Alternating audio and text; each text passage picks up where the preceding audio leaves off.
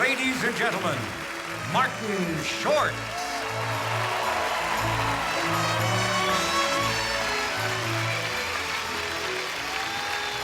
Thank you. Thank you so much for that sitting ovation. So much effort, so appreciated. I am so happy to be here for you tonight, Steve. Although that could be the Vicodin and Xanax talking. But I'm gonna make this quick because my Uber is waiting. And you know how testy Randy Quaid can get.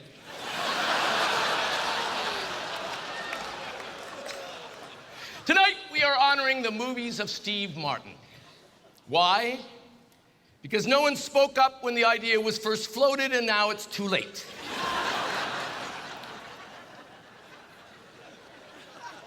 There are very few people that I truly admire, and Steve Martin is very close to being one of them. Let me just say that tonight is without question the most exciting moment of my career.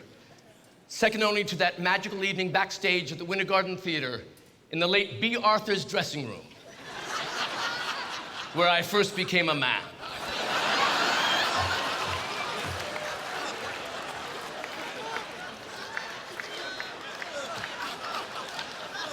I have known Steve for such a long time. In fact, I knew Steve when his urologist still thought it was safe for him to wear white suits in public. Steve Martin started as a young boy turning tricks at Disneyland. That doesn't sound right. Let me rephrase that. Steve Martin worked in a magic shop at Disneyland. And then after work, he would stand in the parking lot offering to pleasure strange men for a quarter. Steve Martin has told me that one of his fondest memories was strolling through Disneyland with Uncle Walt and playing Walt's favorite game of Jew or not a Jew.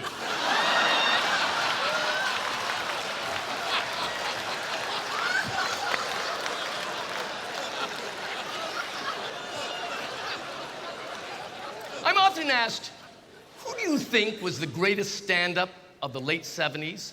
And I always answer, it was you, Steve.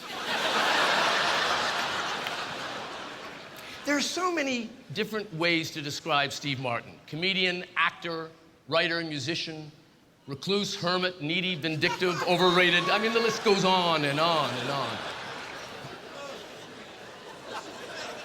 Steve is that rare... Whatever.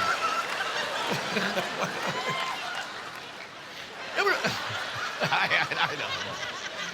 You're great. One time I asked Steve, I said, what would you be doing if you weren't a talented comedic actor?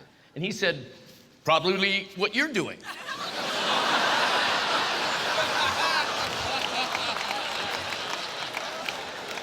But here's the point. And by the way, here's the truth.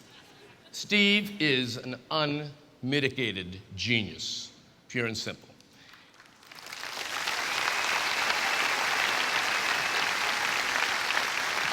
And what makes him utterly irresistible is that he doesn't believe it. He's the definition of a good guy, and a deeply, deeply loyal one, and such a breathtakingly creative original. My family and I have been so lucky to have had him in our lives all these years.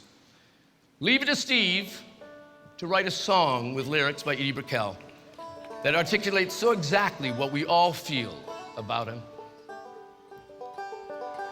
You've been a friend of mine for such a long, long time. Made me laugh and seen me cry. Called me to say hi.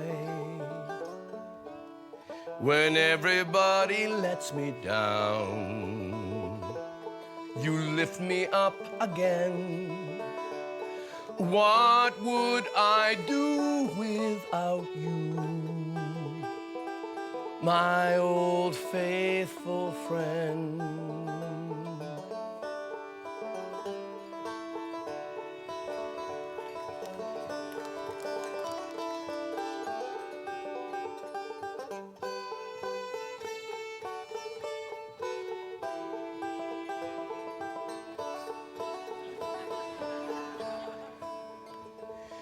You've been a friend of mine for such a long, long time. Made me laugh and seen me cry. Call me to say hi. What would I do without you? I love you, Stephen. Congratulations.